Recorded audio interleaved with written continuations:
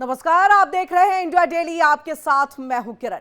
SIR की लड़ाई अब देखिए किस तरह से बंगाल में छाई हुई है। देश भर के अलग अलग राज्यों में चल रहा यह एसआईआर का जो प्रक्रिया है उसको लेकर के राजनीतिक टकराव कम होने का नाम नहीं ले रहा है। पश्चिम बंगाल की मुख्यमंत्री ममता बनर्जी ने केंद्रीय गृह मंत्री अमित शाह को खतरनाक बता दिया। और देखिए यहां पर कि आपत्तिजनक उन्होंने बयान दिया। उन्होंने कृष्णानगर की एक रैली में यह कहा कि अमित शाह की आंखों में दहशत दिखता है। उनकी एक आंख में आपको दुर्योधन तो दूसरी आंख में दुशासन दिखाई देगा। इसके साथ ही उन्होंने भड़काऊ बयान देते हुए यहां तक कह डाला, यानी अपने कहने से बाज नहीं आई यहां तक ममता बनर्जी। और देखिए उन्होंने ये कह दिया कि अगर आपके नाम काटे गए तो आपके पास किचन के बर्तन हैं। आप समझिए कि किस तरह से भड़काऊ बयान लगातार ममता बनर्जी जो है वो दे रही है रैलियों में। उनको औजार बना करके इनसे आप अपनी लड़ाई लड़ सकते हैं। अपने नाम को लिस्ट से कटने मत दीजिएगा। महिलाएं आगे आकर के लड़ेंगी, पुरुष उनके पीछे रहेंगे। अब बड़ा सवाल ये है कि पहले भी हुआ है एसआईआर, अब इतनी तकरार क्यों? और क्या अब एसआईआर की लड़ाई दुर्योधन और दुशासन पर आई है? इसी पर हम करेंगे अपने खास मेहमानों के साथ चर्चा, बातचीत का दौर चलाएंगे। एक बड़ा पैनल हमारे साथ यहां पर जुड़ा है, लेकिन क्या कुछ ममता बनर्जी ने कहा सबसे पहले आपको वो सुना देते हैं। দুর্যোগের বার্তা, দুরভিসন্ধি, এক চোখে তার দুর্যোধন আর এক চোখে তার দুঃশাসন। তিনি বলে দেয় এদের সব বাংলাদেশি বলে বাদ দিয়ে দাও, এদের রোহিঙ্গা বলে বাদ দিয়ে দাও।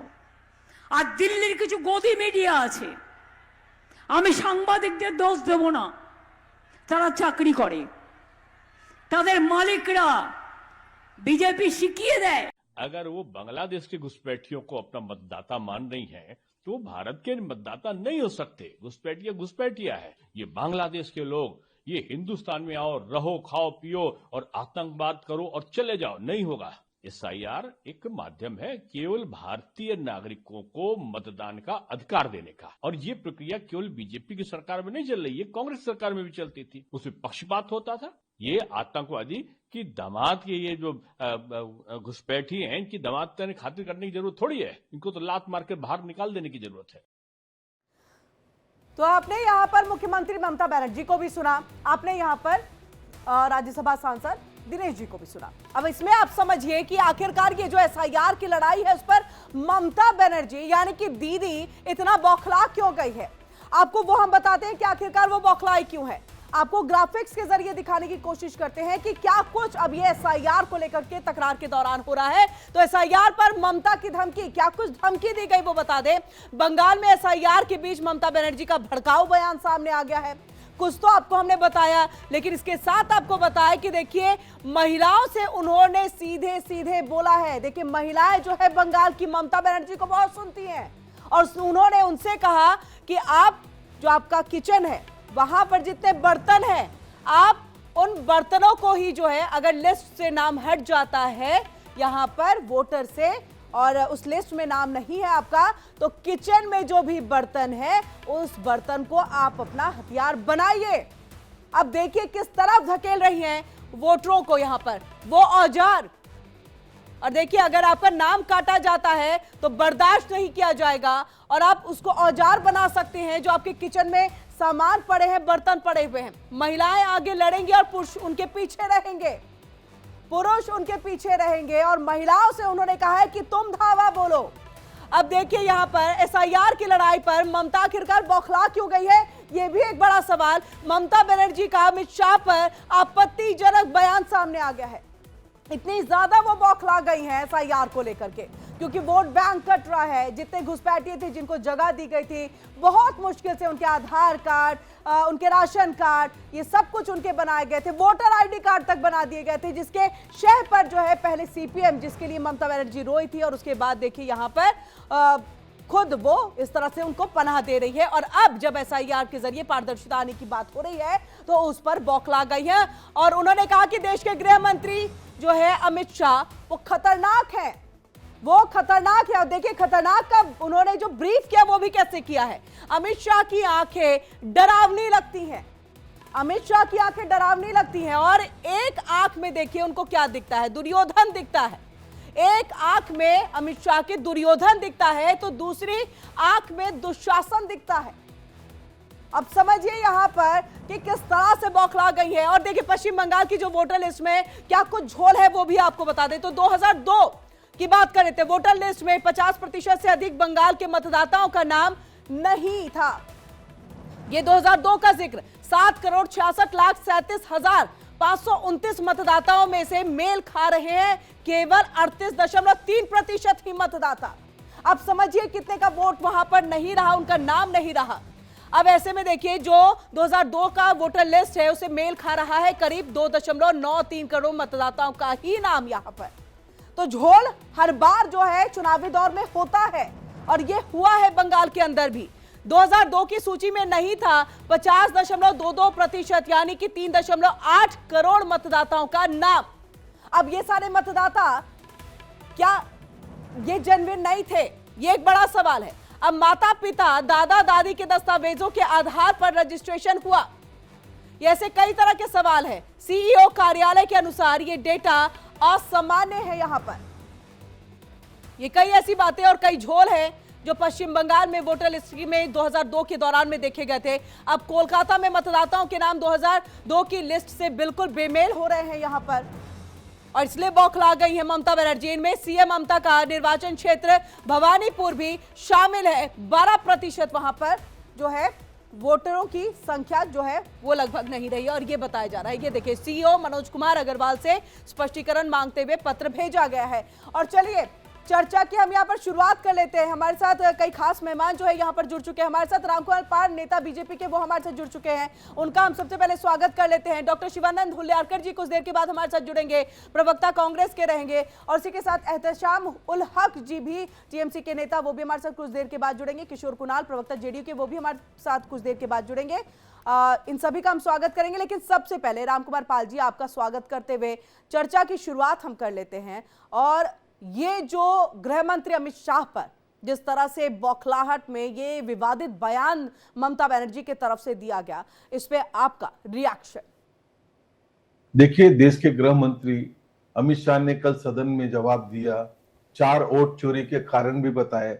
उसके बाद में उन्होंने कहा कि विपक्ष ही मांग करता है, विपक्ष ही कहता है डुप्लीकेट नाम है, डबल नाम है, यादी में गड़बड़ है, प्रेस कॉन्फ्रेंस करते तो वही तो काम कर रहे हैं चुनाव आयोग, वही सुधार हो रहा है। हम भी मानते थोड़ी बहुत गड़बड़ियां होगी, लेकिन इसी सब पहले की मतदार यादी पे आप भी चुन के आए, हम लोग भी चुन के आए, तो गड़बड़ है तो उसको सुधारना कौन सुधारेगा? चुनाव आयोग एक संस्था है जो 1991 में उसमें जो प्रावधान थे उसी प्रावधान से काम हो रहा है, कोई नए प्रावधान चेंज भी नहीं हुए। तो ये सब बहुत कुछ हमारे दोनों पक्ष विपक्ष में बहुत कुछ बातें रखी, बहुत कुछ बातें रखी उसमें ना। अभी जैसे अभी आपने बताया 3,84,00,000 मतदाता जो 52-57%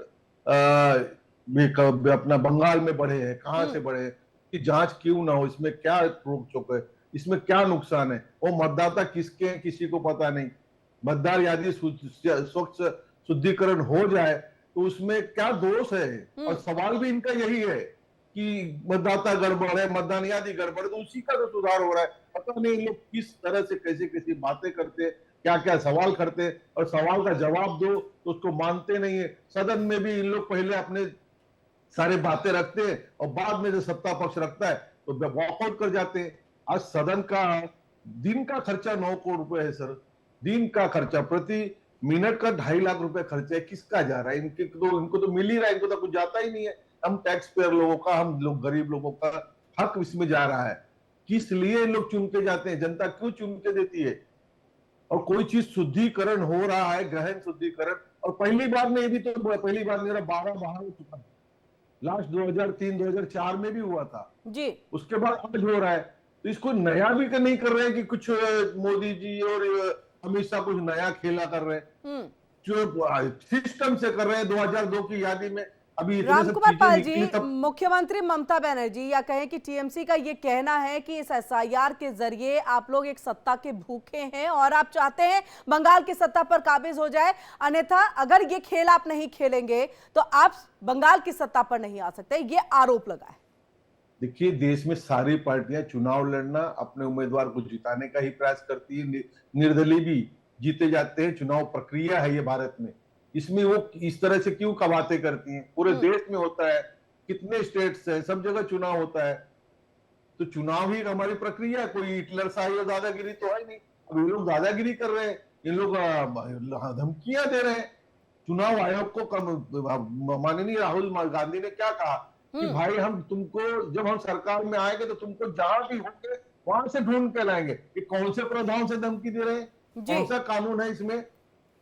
और इनके ऊपर अगर कोई केस कर दे तो उसको बोलते हैं कि ये हमारी फ्रीडम है, हमारे ऊपर अत्याचार कर रहे हैं। इनका विक्टिम कार्ड खत्म ही नहीं होता है किरण बहन। ठीक है, हमारे साथ यहाँ खत्म नहीं होता बहन। ठीक है, हमारे साथ यहाँ पर डॉक्टर शिवानंद हुल्लारकर जी जुड़ चुके हैं, कांग्रेस के प्रवक्ता हैं, किशोर कुणाल जी भी जुड़ चुके हैं, जेडीयू के प्रवक्ता हैं, और वहीं एहतेशाम उल हक जी भी जुड़ चुके हैं, टीएमसी के प्रवक्ता हैं। बहुत बहुत स्वागत है आप सभी का। और सबसे पहले एहतेशाम उल हक जी, इसके बाद आपके पास आते हुए कि ये विक्टिम कार्ड कब तक खेलेंगे, और ये इस तरह का बयान, मतलब बौखलाहट इतनी ज्यादा कि बिहार में भी हमें इस तरह का बयान नहीं देखने को मिला या सुनने को मिला कि आप जो किचन में बर्तन है उसको हथियार बना लीजिए, आप उसी से अपनी लड़ाई लड़िए, और इसके बाद की दुशासन और दुर्योधन दिखते हैं आंखों में। मतलब कोई लिमिट ही नहीं है एक तरह से बौखलाहट की या फिर नाराजगी की। बहुत तरीके हैं नाराजगी जाहिर करने के।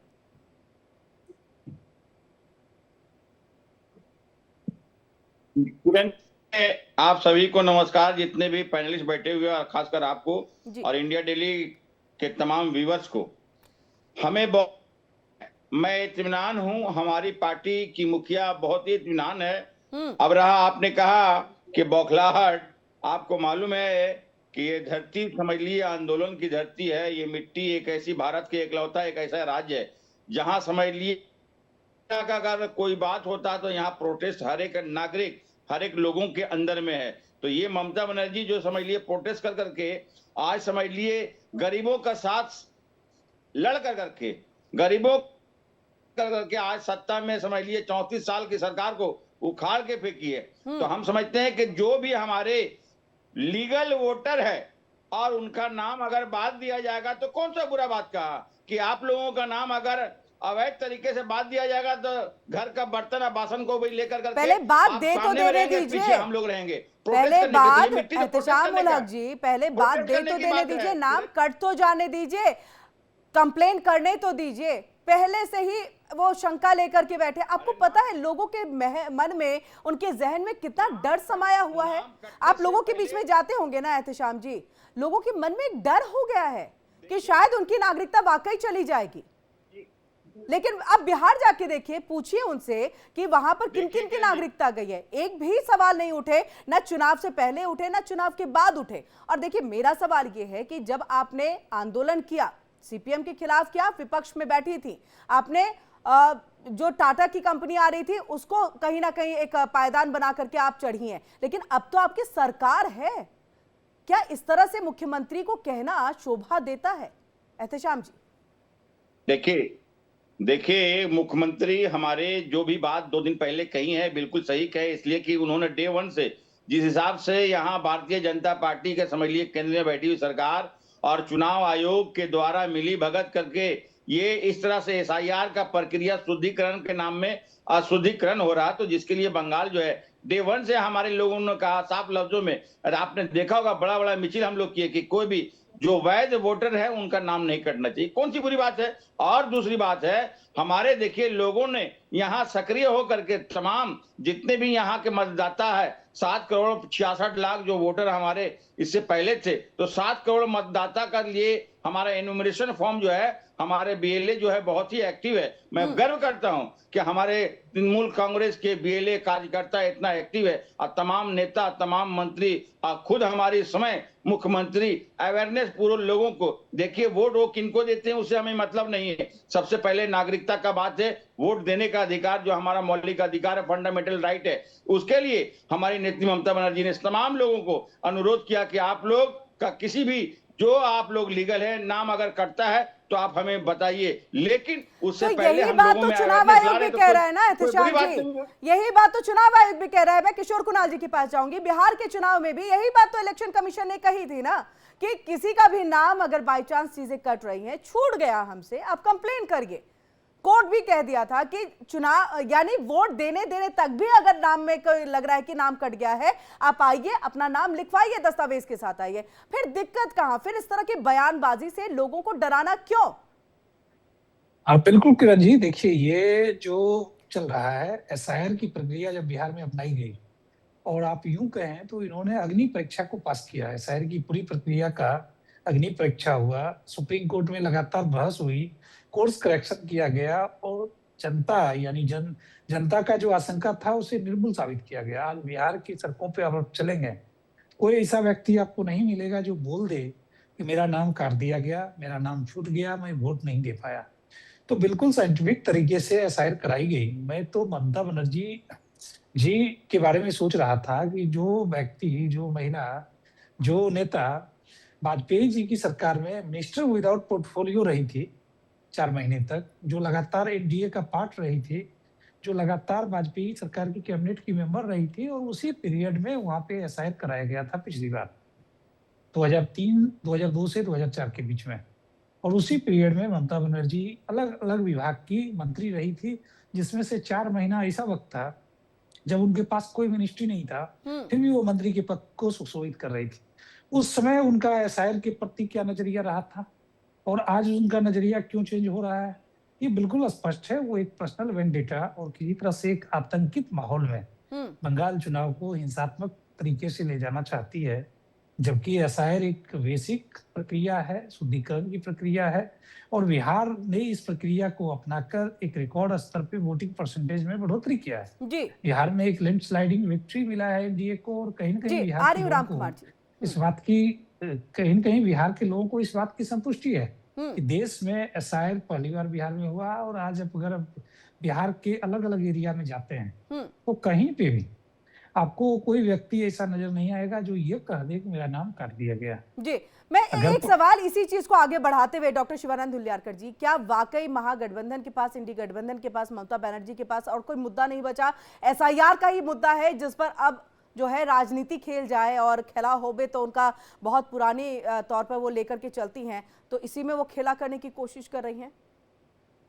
किरण जी, गुड आफ्टरनून, पूरा पैनल को नमस्कार। देखिए किरण जी, एक महिला, एक अपना पूरा देश में एक ममता बनर्जी, एक महिला, एक चीफ मिनिस्टर है, कितना तकलीफ देना है उसका भी एक मर्यादा है ना Kiran ji. CBI, ED, SRA के नाम पे उन्होंने मुस्लिम वोट काट रहे, सीजीआई कर रहे, उसमें दलितों को वोट काट रहे, बार बार घुसपैठी। अरे घुसपैठी का जिम्मेदारी क्या है? चौकीदार का ड्यूटी क्या है?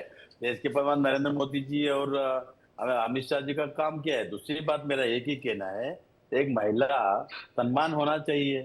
आज देखिए, एक ही पूरा इंडिया में एक ही महिला चीफ मिनिस्टर नहीं है। तो वो उसके सम्मान बाद की बात तो यहाँ पर ममता बनर्जी भी नहीं कर रही है। हुआ है, वो भी बीजेपी का है। देखिए बीच में रेखा जी को किसी ने मारा, तभी हमने पहला निषेध व्यक्त किया। अरे एक माता भगिनों को रिस्पेक्ट करना, अमित शाह जी को, नरेंद्र मोदी जी को। अभी कल एलओपी हमारा नेता, जननायक और upcoming prime minister Rahul Gandhi ji parliament house में बात कर रहे हैं, साला ये क्या है? कहाँ लेके जा रहे हैं? अरे ये भाषा अच्छा, पार्लियामेंट में जो हुआ, मतलब मुद्दे से अलग हट करके आप डॉक्टर शिवानंद जी आप वहां चल जा रहे हैं। वो जिस दिन टॉपिक उठाए, मुझे ये बताइए ना, ममता बनर्जी ने जो शब्द कहे उस शब्द को आप कितना कहेंगे कि वो सही है? जो शब्द कहे कि अपने किचन से आप जो बर्तन है वो ले आइए, औजार बना लीजिए, आप दुशासन और दुर्योधन का आप यहाँ पर जिक्र कर देते हैं, क्या वाकई ऐसे शब्द सही हैं? हम पार्लियामेंट वाला भी जिक्र करेंगे जिस दिन उस पर बातचीत भी होगी, आप उठाइएगा जरूर उस मुद्दे को, लेकिन फिलहाल तो इस पर बातचीत हो रही है। बताइए कि क्या एसआईआर इतना बड़ा मुद्दा हो गया है? किरण जी, ममता दीदी ने उसके स्टेट की, उनको जिस तरह से उनको स्टेटमेंट करना है, उनकी वो निजी मामला है, उसमें हम ज्यादा इंटरफाइन नहीं कर सकते। मुझे तो लगा कि डॉक्टर शिवानंद जी आप जिस तरह से उनके तरफ में बातें, नहीं आप उनके तरफ बातें करें, मुझे लगा कि कुछ दिनों में सीटें भी मिल जाएंगी, साथ में मिलकर चुनावी मैदान में होंगे। अरे उल्टा नरेंद्र मोदी रिजाइन देना पड़ेगा। ममता दीदी को धक्का लग गया ना, मोदी साहब को रिजाइन देना पड़ेगा। इतना इजी नहीं है किरण नहीं जी। नहीं चलिए आप वो समझ रहे हो, बाबरी मस्जिद करना, उस पे तो हम आ रहे हैं, हिंदू लेकिन मुस्लिम मुझे करना। पहले बताइए कांग्रेस का कहीं ऐसा तो नहीं है कि टीएमसी के साथ मिलकर के चुनावी मैदान में वेस्ट बंगाल में उतर रहे हैं, जिस तरह से आपने उनका सपोर्ट किया? ममता बनर्जी कितना तकलीफ देना है देने दीजिए, लेकिन अच्छी बात नहीं है। राम कुमार जी, तकलीफ दे रहे हैं आप ममता बनर्जी को?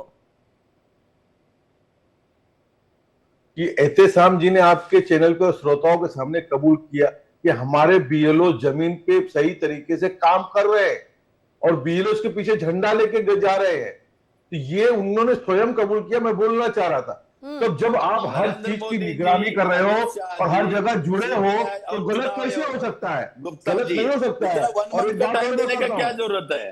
अरे भाई टाइम बढ़ाइए ना। आपके टाइम में डिस्टर्ब किया गया, आपके समय डिस्टर्ब किया गया। नित्यानंद जी, शिवानंद जी चुप बैठे प्लीज, आपके समय बोलिएगा।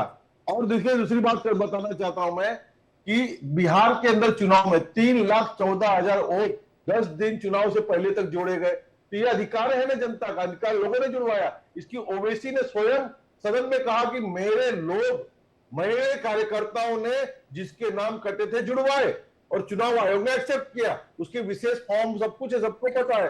और सुप्रिया सुले ने कहा कि इसी मशीन से मैं 3 बार चुन के आई। दलितों को वोट सुप्रिया सुले ने 3 कहा कि मैं 3 बार इस मशीन से चुन के आई, तो क्या वो गलत बात थी? लेकिन जब आपकी पूरी निगरानी है, आपके बीएलओ डटे हैं, तो वहां वो काम भी कर रहे हैं, यहाँ पे भड़काने का भी काम कर रहे हैं, तो दोनों काम ये लोग कर रहे हैं। क्या इनकी नीयत है? और ये जो उकसाने का काम है, मुस्लिम करना, बाबरी मस्जिद हथियार से आप तैयार होइए। अब जब कोई दूसरा हम कह दे कि आप अपने घर में लोहा खरीद करके सोना मत खरीदिए, तो कहेंगे नहीं गलत बात कर रहे हैं। और स्वयं क्या गरीब दलित लोगों की बात करना ठीक नहीं है। ठीक है, एहतेशाम भाई ने कबूल कर लिया, ठीक है, लेकिन हुमायूं, ढंग से काम कर रहे लेकिन हैं। हुमायूं को डॉक्टर शिवानंद जी आप भी तो सपोर्ट ही कर रहे हैं। आप तो कह रहे हैं मैं तो पैसे भी दूंगा बाबरी मस्जिद बनाने को लेकर के, भले ही बगल में आपने शिक्षा का केंद्र और तमाम चीजें बना दी हैं।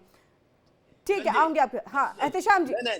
किरण जी 10 सेकंड दीजिए। ठीक है, 10 देखिए किरण जी, आप ही याद किया कि मैं कभी पीछे हटा नहीं है। 1,01,000 रुपए अगर हुमायूं मस्जिद बना रहे, एजुकेशन बना रहे, और लेकिन बाबरी मस्जिद भी बना रहे हैं ना, बाबरी मस्जिद भी तो बना रहे हैं ना, नाम पे तो एतराज करिएगा।